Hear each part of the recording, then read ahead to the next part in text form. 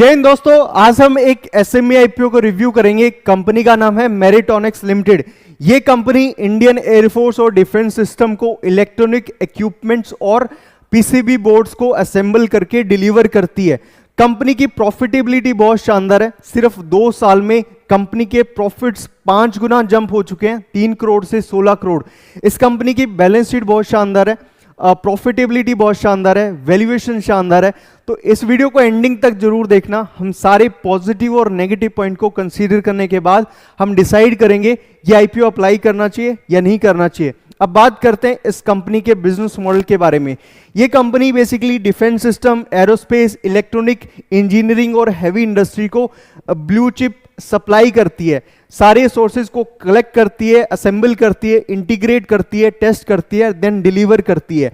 और इस कंपनी की सबसे शानदार चीज इसकी जो क्वालिटी स्टैंडर्ड है उसका एक सर्टिफिकेशन है, और जो उन्हीं कंपनी को मिलता है जो डिफेंस सिस्टम या एरोस्पेस को क्वालिटी प्रोडक्ट डिलीवर करता है। और इसकी एक छोटी सी नेगेटिव पॉइंट है, इसके 57 की एम्प्लॉइज है, उन्हीं पे बिजनेस डिपेंड है और जो इस बिजनेस को मैनेज करते हैं। अब बात करते हैं इस आईपीओ की कुछ बेसिक डिटेल्स के बारे में। ये आईपीओ का इश्यू साइज है 70 करोड़। अभी करंट मार्केट में जीएमपी चल रहा है 47%। और अब बात करते हैं ये फंडिंग कहां यूज की जाएगी। ये 70 करोड़ पूरा फ्रेश इशू है, यानी पब्लिक से रेज किया जाएगा, कोई ऑफर फॉर सेल नहीं है। इस 70 करोड़ को यूज कहां किया जाएगा? 70 में से 21 करोड़ मशीनरी और इक्विपमेंट को परचेज करने, कैपिटल एक्सपेंडिचर के लिए यूज किया जाएगा, और बैलेंस के 21 करोड़ वर्किंग कैपिटल रिक्वायरमेंट या बिजनेस को रन करने के लिए यूज किया जाएगा। और उसमें से 12 करोड़ कंपनी के पास लगभग 40 से 45 करोड़ का बोरोइंग है, उसमें से 12 करोड़ रीपे किए जाएंगे, और जो बैलेंस बच गया जनरल कॉर्पोरेट पर्पस के लिए यूज किया जाएगा। अब बात करते हैं ये आईपीओ ओपन कब होगा। 1 जून को ओपन होगा, 3 जून को क्लोज होगा, 4 जून को इसकी अलॉटमेंट स्टेटस है, आप चेक कर सकते हो, और 8 जून को इसकी लिस्टिंग है। बीएसई एसएमई प्लेटफॉर्म पे ये लिस्टिंग होगी। इसका जो प्राइस बैंड है 141 से 149 है। 149 के हिसाब से आपको मिनिमम 200 शेयर्स के लिए अप्लाई करना पड़ेगा। इन्वेस्टमेंट होगी 2,98,000। अब बात करते हैं इस कंपनी की बैलेंस शीट के बारे में। इस कंपनी की बैलेंस शीट जनरली बहुत शानदार है, सिर्फ बोरोइंग बहुत ज्यादा है। अगर आप कंपनी की प्रॉफिटेबिलिटी देखोगे, एसेट देखोगे, रिवेन्यू देखोगे, सबसे पहले मैं प्रॉफिट आफ्टर टैक्स की बात करता हूं। हम 2 साल को कंपेयर करेंगे, 2024 और 2026 को। प्रॉफिटेबिलिटी लगभग 3 करोड़ से 16 करोड़, यानी 5 गुना जंप हो चुकी है।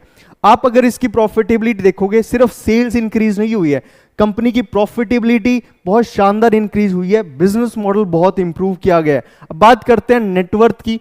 नेटवर्थ 7 करोड़ से 52 करोड़, यानी लगभग 593% की ग्रोथ आई है, जो बेसिकली ओवरऑल फाइनेंशियल स्ट्रेंथ को डिफाइन करती है। कंपनी ने अपनी नेटवर्थ को असेंबल किया है, प्रॉफिटेबिलिटी को कलेक्ट किया है, और बिजनेस को शानदार तरीके से ग्रो कर रही है।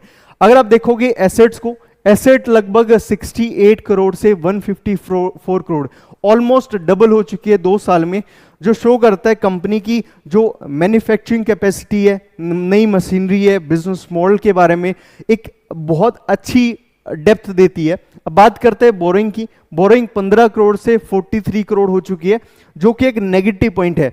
ओवरऑल देखा जाएगा तो इसमें से 12 करोड़ कंपनी रीपे करने को एग्री है। अब सवाल आता है कि इसके पॉजिटिव और नेगेटिव पॉइंट क्या है। इस कंपनी का रेवेन्यू बहुत अच्छा है, प्रॉफिटेबिलिटी बहुत अच्छी है, और इसको जो ऑर्डर्स आते हैं वो डिफेंस सिस्टम और गवर्नमेंट से आते हैं। और बात रही, इसके पास एक स्पेसिफिक सर्टिफिकेशन है, पी रेशो भी बहुत सस्ती है, मेड इन इंडिया का बिजनेस मॉडल को ये डिफाइन करती है, उस मॉडल पे काम करती है।